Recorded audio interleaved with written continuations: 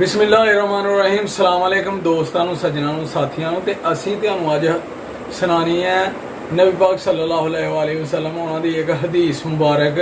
जेड़ी के सुन के तुसी जनाब फायदा हासिल करना है ते दूसरे दोस्तों तक सज्जना तक भी पहुँचानी है हदीस शेयर करनी है ते ओ जनाब इबादत च गिनिया जाना तुहाडा ओ लम्हा ठीक है जी। तो जिनी देर शेयर होंदी रहेगी ਉਹਦਾ ਸਵਾਬ ਤੁਹਾਨੂੰ ਮਿਲੇਗਾ ਸਾਨੂੰ ਮਿਲੇਗਾ ਤੇ ਸਦਕਾ ਜਾਰੀ ਹੈ। ਸਰਕਾਰ ਦੀ ਹਦੀਸ ਜਿਹੜੀ ਹੈ ਉਹਨੂੰ ਸ਼ੇਅਰ ਕਰੋ ਤੇ ਸਦਕਾ ਜਾਰੀ ਹੈ ਉਹਦਾ ਸਦਕੇ ਜਿੰਨਾ ਸਵਾਬ ਮਿਲਦਾ ਦੋਸਤ ਠੀਕ ਹੈ ਜੀ।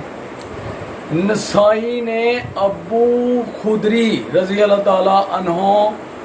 तो रवायत किया कि नबी पाक सल्लल्लाहु अलैहि वसल्लम ने फरमाया कि मक्खी जिहड़ी है ना वो जनाब ਜਦੋਂ खाने ਦੇ ਵਿੱਚ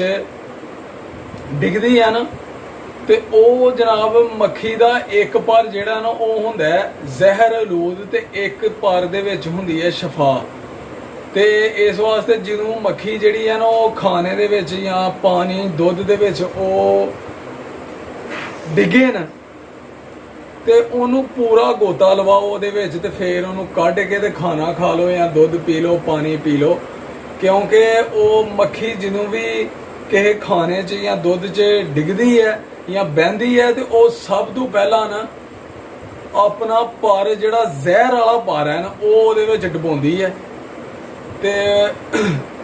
ਉਹਦੇ ਨਾਲ ਫਿਰ ਉਹ ਜ਼ਹਿਰ ਅਲੂਦ ਖਾਣਾ ਹੋ ਜਾਂਦਾ ਦੁੱਧ ਹੋ ਜਾਂਦਾ ਉਹਦੇ ਨਾਲ ਬਿਮਾਰੀਆਂ ਪੈਦਾ ਹੁੰਦੀਆਂ ਨੇ ਤੇ ਇਨਸਾਨ ਹੋ ਜਾਂਦਾ ਬਿਮਾਰ। अबू हुरैरा रजी अल्लाह ताला अन्हु भी रवायत करते हैं कि नबी पाक सल्लल्लाहु अलैहि वसल्लम ने यह हदीस बयान की उन्होंने फरमाया कि ਜਦੋਂ भी मक्खी जिहड़ी है ना वो जनाब खाने ते बे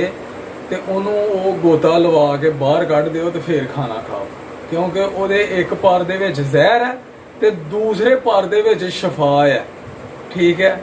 ਤੇ ਇਸ ਵਾਸਤੇ ਇਹ ਜਿਹੜੀ ਹਦੀਸ ਹੈ ਨਾ ਉਹ ਮੈਂ ਕਿਹਾ ਆਪਣੇ ਦੋਸਤਾਂ ਨਾਲ ਅੱਜ ਸ਼ੇਅਰ ਕਰੀਏ ਤੇ ਉਹ ਦੂਸਰਿਆਂ ਤੱਕ ਵੀ ਪਹੁੰਚਾਣ ਤੇ ਫਾਇਦਾ ਹਾਸਿਲ ਕਰਨ ਕਿਉਂਕਿ ਅਕਸਰ ਖਾਣੇ ਦੇ ਉੱਤੇ ਮੱਖੀਆਂ ਪੈਂਦੀਆਂ ਨੇ ਮੱਖੀ ਬਹਿੰਦੀ ਹੈ ਜਾਂ ਦੁੱਧ ਦੇ ਵਿੱਚ ਮੱਖੀ ਪੈ ਜਾਂਦੀ ਹੈ ਤੇ ਉਹਨੂੰ ਗੋਤਾ ਲਵਾ ਕੇ ਬਾਹਰ ਕੱਢੋ ਤੇ ਫਿਰ ਦੁੱਧ ਪੀ ਲਓ ਤੇ ਖਾਣਾ ਖਾ ਲਓ